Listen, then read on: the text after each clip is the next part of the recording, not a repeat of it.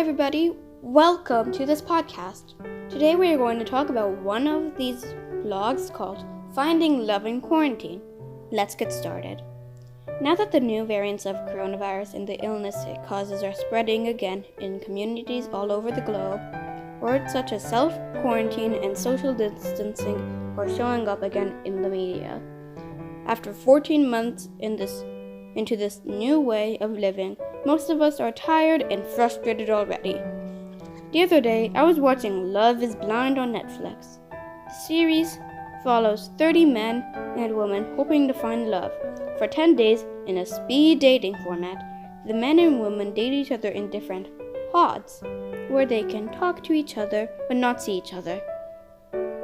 Whenever they decide, the men were able to propose to the woman they wanted to marry. After the proposal and meeting face-to-face for the first time, the engaged couples head to a couple of resorts. During this trip, they spend time together and get to know each other more, meet the partners' families, and explore their living conditions.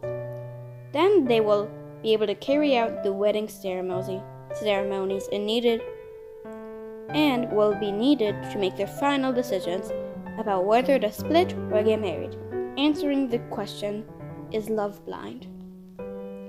However, in practical life, even today, before making a decision about whom to marry, people consider several things such as height, looks, even race. Still, financial status,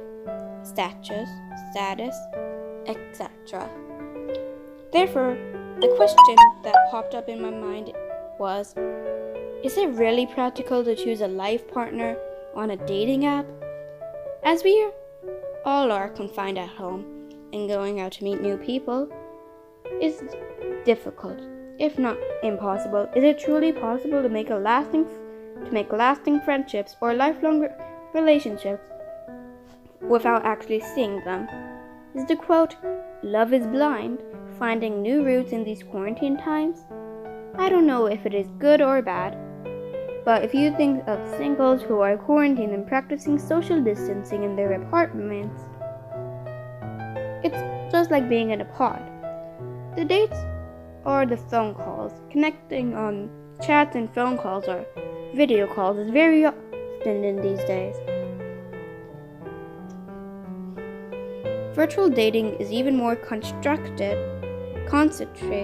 on humor, communication skills, consistency, and empathy. You can discover how patient, kind, and romantic another person is. You can also build a strong friendship before committing to a relationship, and you don't need to rush into anything. In a way, quarantine forces one to focus on what truly matters for a long, healthy relationship by engaging in often deep and perhaps long conversations. For those who haven't tried it yet, maybe it's worth giving it a shot during the pandemic. If you get lucky, spread the word.